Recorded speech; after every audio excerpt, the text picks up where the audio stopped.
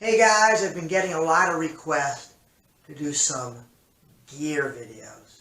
I guess the equivalent of what, I don't know if I can say this, but I'm going to say it anyway, a rig rundown. And so, I'm going to walk you through some of the stuff that I use live in the studio, pedals, amps, guitars, mics, you name it. And we're going to start today by walking you through my pedal board and my pedals. So, let's go over to my pedal board. So here's my current pedal board. I do change pedals from time to time, but this has been a pretty standard gear setup for a while. I really like this rig and I love the tone I'm getting out of it. So let me walk you through what I've got here and kind of what these pedals sound like. So first of all, let me give you an idea of what I have. I'm playing my Strat.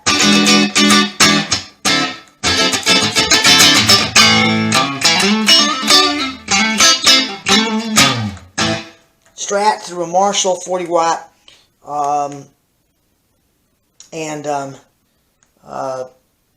just about at 5 with just a tiny bit of gain for just a slightly starting to break up type of sound, and that's what my amp usually is set on when I'm playing live. The volume I put up, but the gain is down pretty low. First pedal on the board, standard Dunlop Crybaby Wah. I've had this baby for a very long time. Everybody knows what a wah sounds like, and I use the Crybaby because it has been used by every guitar player you can imagine, from Jimi Hendrix to Eric Clapton to Jimmy Page, and I think if it's good enough for them, it's good enough for me. It's reliable, it's solid, does a great job, so I use a standard Crybaby Wah. The first pedal on the board is a boutique pedal by Full Tone called a Fat Boost, and it's called an FB3. It's actually a discontinued model. I have two of those, this one and a backup in case this one goes bad and has to get repaired. I've got one I can throw on the board here, but it has got a great sound. It is just a boost that actually gives a tiny bit of extra drive, fattens up the sound just a tad, and just takes it to another level. So here's again without the Full Tone Fat Boost on.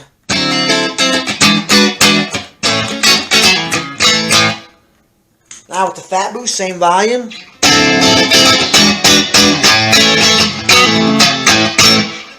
You can actually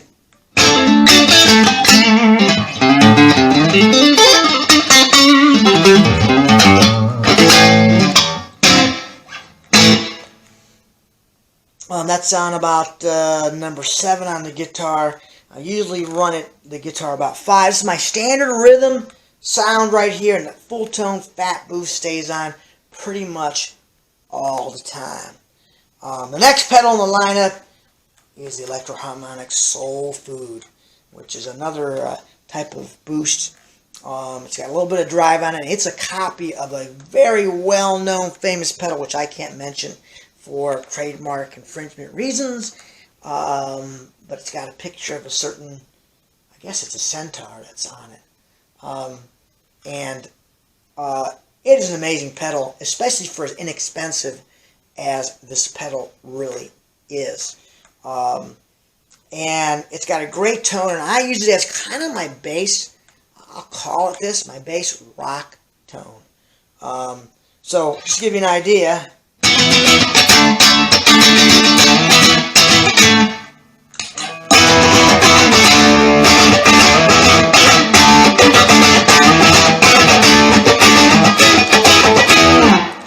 a great, awesome, just cool tone to it. You can use it for lead as well. I can turn up my guitar to like 7 or 8.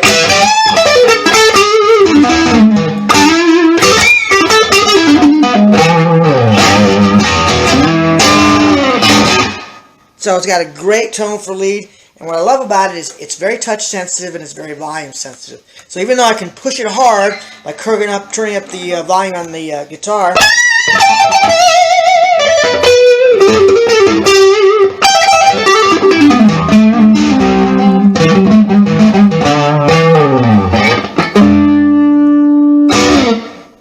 actually take the volume down. It cleans up very nicely.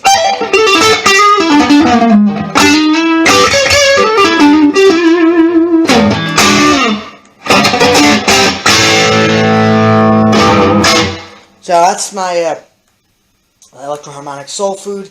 Next to it, great little pedal. It's an MXR Booster. It is a boost, but what it does is I think it does something special when you're using single coil guitars, because it gives it a little bit of some low end, and it doesn't just overdrive. It colors the tone a little bit and gives you just an awesome, cool Strat tone. Here it is without a pedal on at all.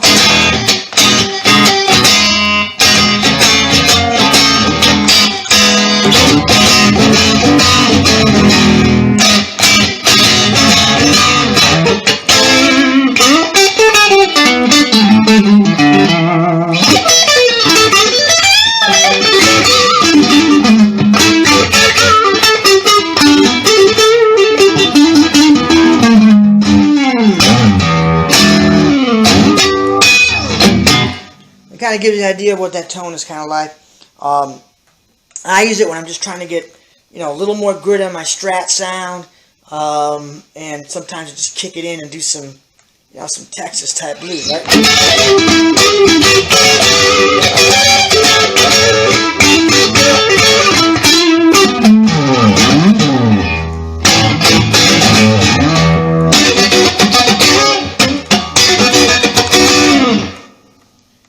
Now the next pedal on my board is what I call my over-the-top. I actually nicknamed it my Gary Moore pedal. It's another boutique pedal by a company called Keeley. They make awesome, awesome pedals. This is called a Katana Blues Driver. It's a discontinued pedal. They don't make this anymore. And what I use it for is to take my guitar and push it over the top. When I have a song, a particular section of a song, I don't use it that often, but I just need to really push the tubes on the amp and just take it over the top. This is the pedal I use.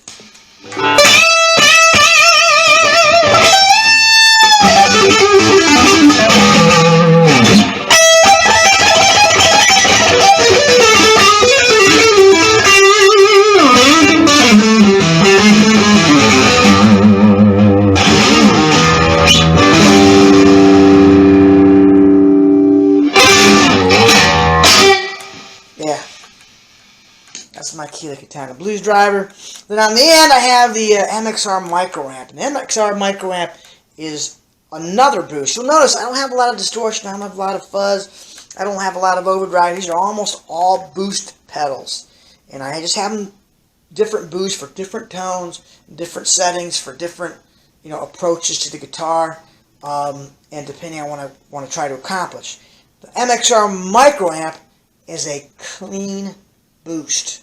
So while the Soulfood gives the guitar a certain color, and the MXR Booster I think gives it a certain color, both of which I love and both of which are different, and of course the Keeley Katana Blues Driver gives it a different type of color, the Micro Amp just gives you some more volume, allows you to push those tubes a little bit more.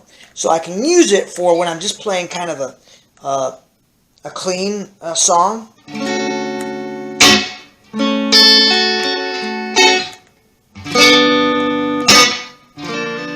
I just want to push the lead a little bit without getting too overdriven.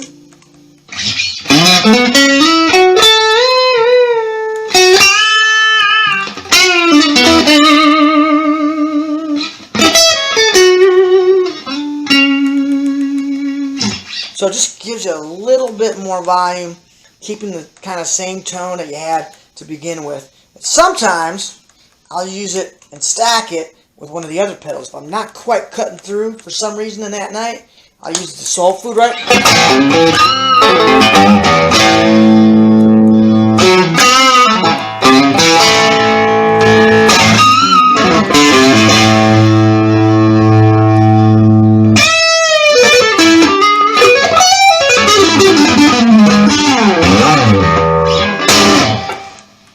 And that'll just give me a little bit more boost to cut through if I need to. So that is the MXR Micro Amp. Turn this off, turn this off. Okay, now we come to kind of a surprise on the pedal board. The Behringer rotary machine. It's an analog pedal that really sounds like a Leslie. Now, I've had a lot of different kind of chimey type pedals. I have a Univibe, which I do love, and that sounds great. But something about this Behringer pedal that sounds the closest and truest to a Leslie as anything I've ever heard. So I'll give you an idea what that sounds like.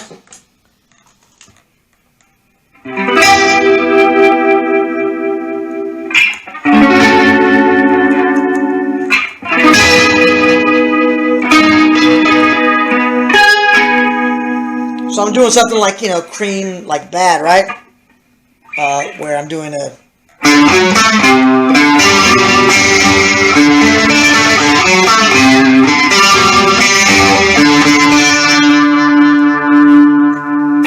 It just really gives you that old-fashioned Leslie sound, and it's not an expensive pedal, but I tell you what, it gives a great sound, and I'm very happy with it. So that's the Behringer rotary machine. Last on the pedal board is my standard, digital DD3, right? I mean, this is an icon of pedals. It's been around forever, and I have it because, very simply, it's a tank, right? It just never lets me down. I don't use a lot of delay very often, but I do use it for a few songs, and give you an idea of what...